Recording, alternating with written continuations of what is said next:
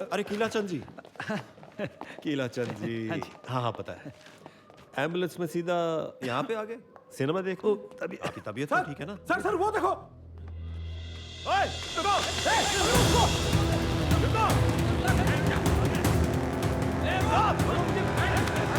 अरे रुकिए ना! अरे रुको! मेरी बात तो सुनो! मेरी बात तो सुन लो! अरे बात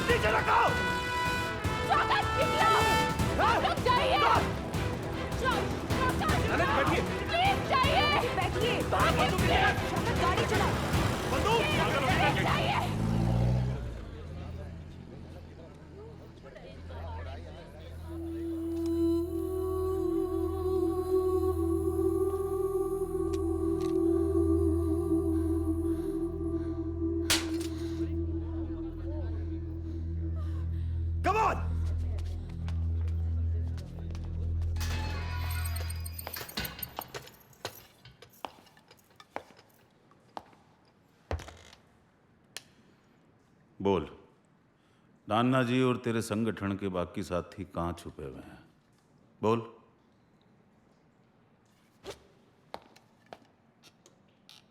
देख, ये सरकार तुम लोगों को छोड़ देगी नहीं।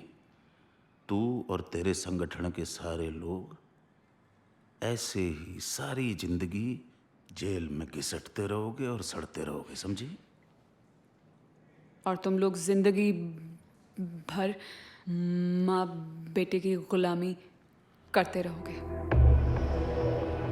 गुलाम गुलाम गुलाम दिख रहे हैं हम तने, हैं? दे इसे 3rd डिग्री।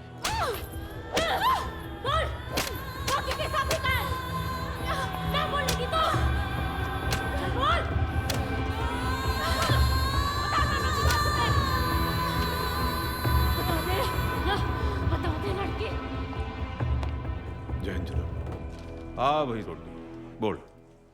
सर वो सिविलियन के साथ बहुत जाती हो रही है सर, बस कीजिए सर। तुझे घड़ी तकलीफ हो रही है, हैं? चल जा, तू मारेगा जा। नहीं सर, ड्यूटी के नाम पर आपने बहुत कुछ करवाया इन हाथों से, यहां तक कि मासूम बच्चे तक उठवा लिए और गर्द में मत डालिए सर। अरे वो सराफत के ताऊ, सोच ले क्या कह रहा है। नौकरी गवा देगा, बाल बच्चे भूखे मरेंगे। सरदार हूं सर, सरदार, गुरु महाराज जी दी फौज। लंगर खा के गुजारा कर लूंगा, लेकिन आज के बाद गलत काम की रोटी हलक से नहीं उतरेगी। मैं इस्तीफा देता हूं सर। जय हिंद।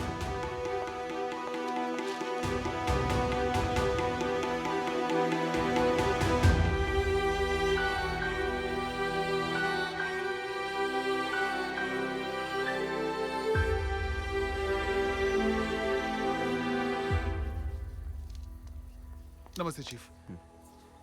चीफ, फॉरेन डेलीगेट्स के आगे पर्चे फेंकने वालों को हमने पकड़ लिया है, वो भी सिर्फ 12 दिनों में। उन पे क्रिमिनल चार्जेस लगा दिए हैं चीफ। चीफ, पार्टी के लिए जान दे सकता हूं मैं लेता हूं।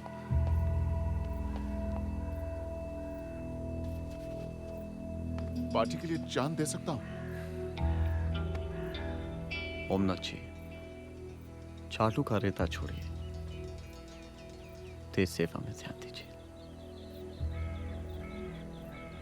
चीफ,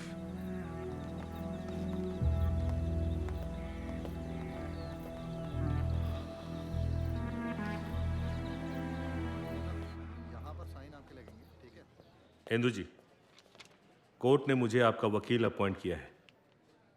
सरकार आपको और आपके संगठन को पॉलिटिकल प्रिजनर नहीं, खतरनाक क्रिमिनल मानती है। और मैं इस सरकार को सरकार नहीं मानती।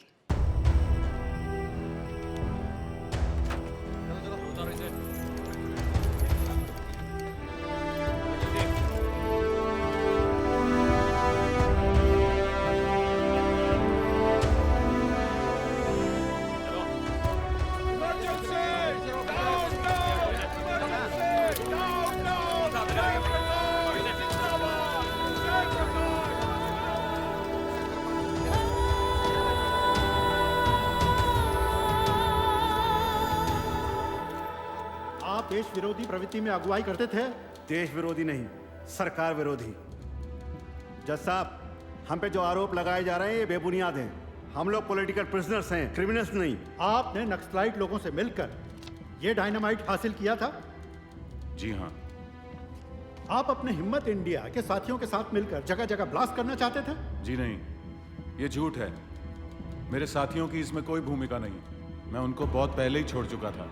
आप अपने ऊपर लगे सारे आरोप कबूल करते हो। जी हाँ, गर्व है मुझे, गर्व है मुझे इन आरोपों पर। आपने हिंदू सरकार और नक्सली बच्चों को पनाह दी थी। वो नक्सल नहीं थे, आम लोग थे, मेरे जैसे, आप जैसे। जज साहब, हाँ हम लोग एक ही संगठन से हैं, लेकिन हमने आज तक ऐसा कोई काम नहीं किया जिसमें किसी की जान को नुकसान हो। हाँ तो मिस हिंदू, आप हिम्मत इंडिया संगठन के इन लोगों को जानती हैं।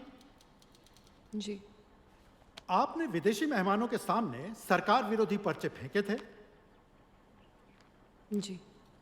आपने और आपके साथियों ने मिलकर नानाजी के नेतृत्व में देश के खिलाफ हिंसा का प्रचार किया था। नहीं, नहीं। क्या आपने पुलिस ऑफिसर की रिवॉल्वर छीनकर नानाजी की भागने में मदद नहीं की थी? बताइए। You know, you are a threat to internal security. Do you accept it? जवाब दीजिए मिस सिंधु। हो गया? पढ़ लिया आरोपनामा? जज साहब, मैं मानती हूं कि मैंने विदेशी मेहमानों के आगे नारे लगाए थे और पर्चे भी फेंके थे। नो योर ऑनर, सिर्फ पर्चे नहीं फेंके थे। इन्होंने अपने साथी शिवम रेड्डी के साथ मिलकर रेल की पटरी और पावर स्टेशन को डायनामाइट से उड़ाने का प्लान किया था। नहीं, हमने ऐसा कुछ नहीं किया था। हमने सिर्फ एक अहिंसात्मक विद्रोह किया था। करना पड़ा। आज दुनिया के सबसे बड़े लोकतंत्र में सब चुप हैं, और अगर सब चुप हैं तो किसी ना किसी को तो चीखना पड़ेगा। अगर मेरी चीख गुनाह है तो हाँ, मैं गुनहगार हूं। आज 30 साल की आजादी 20 सूत्री प्रोग्राम के तले दबी हुई है। नसबंदी, प्रेसबंदी, मोर्चाबंदी, हर तरफ पाबंदी।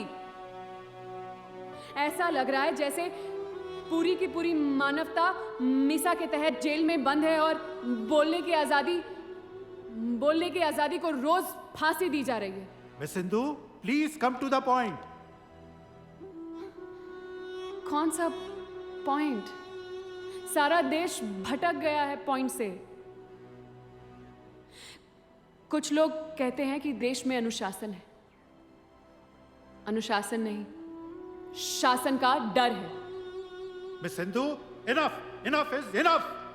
Mr. Prosecutor, let her speak.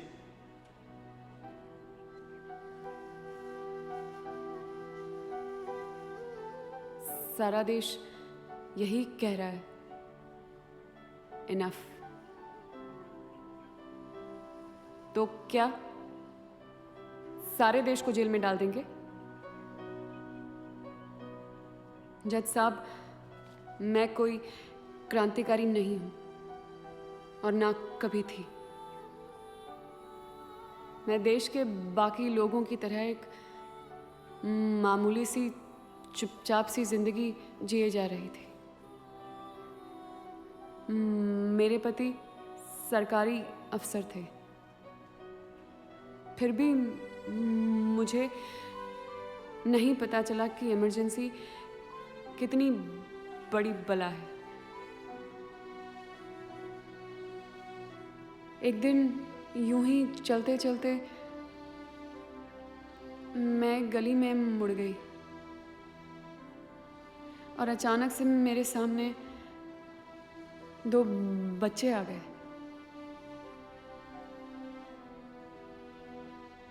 उसी पल से मेरी जिंदगी अलग ही दिशा में बदल गई। मैं तो सिर्फ उन बच्चों के बिछड़े हुए माँ बाप ढूंढ रही थी और वो बच्चे मुझ में अपनी माँ।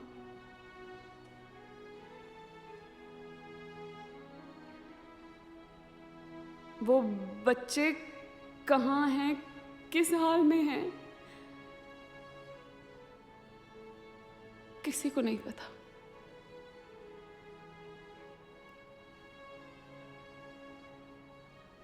मुझसे छीन लिए गए थे वो बच्चे और फिर खो गए इमरजेंसी के अंधेरे में। अगर मासूम बच्चों के लिए आंसू बहाना गुनाह है तो हाँ,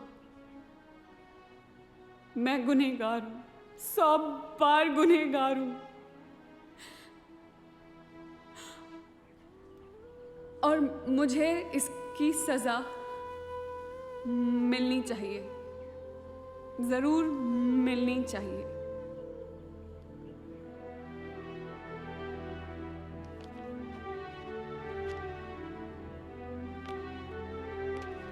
कोर्ट के इतिहास में ऐसे मौके बहुत कम आते हैं जब आरोपी के असली मकसद की बारीकी को हम समझ पाते हैं, हम उसे सहानुभूति से देख पाते हैं, पर फिर भी कुछ कर नहीं पाते। इंदु और उनके साथियों के आक्रोश को समझते हुए भी अदालत आखिरकार आज के कानून के आगे लाचार है। Court is urgent till 3rd February for the next hearing.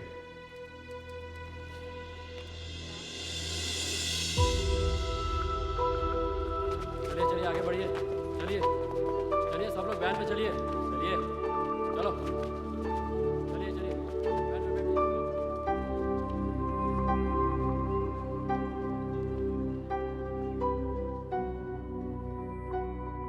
Indu, court में तुम्हें बोलते सुनकर लगा कि मैंने इस आवाज को दबाना चाहा था। दरअसल तुमने मुझसे शादी की थी और मैंने अपने सपनों से, एम्बिशन से, जिन्होंने मुझे शैतान बना दिया था। कमाल है ना, गलतियां मैंने की और सजाएं तुम्हें मिली। मुझे माफ कर देना यह कहने का तो मैं हकदार नहीं, पर हां, वो 2 बच्चे अगर मिले तो मेरी ओर से उनसे माफी जरूर मांग लेना। इंदु, तुम एक बहुत अच्छी बीवी थी और उससे भी ज्यादा एक निर्भयी औरत, एक सच्ची इंसान, तुम्हारा नवीन।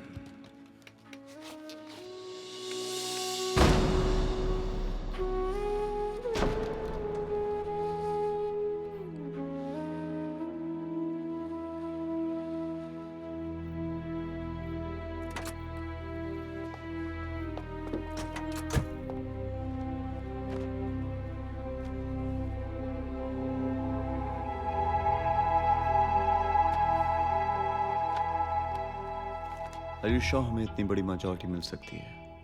जी हाँ सर, हमारी ग्राउंड रिपोर्ट्स के मुताबिक अगर आज इमरजेंसी हटाई जाए और 3 महीनों में चुनाव हुए तो हमें 320 सीटें मिलने की पूरी संभावना है।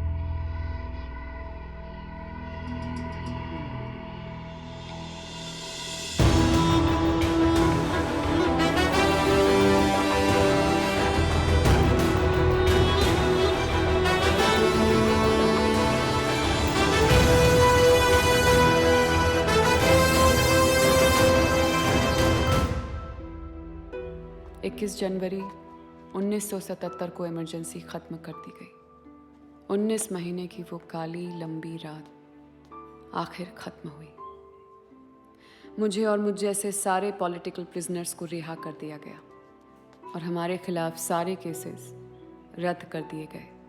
कहते हैं हर महान क्रांति की एक उम्र होती है, पर जब मैं बाहर आई तो मेरे सामने सारी उम्र पड़ी थी। मुझे नहीं पता था कि मैं कहाँ जाऊंगी, क्या करूंगी।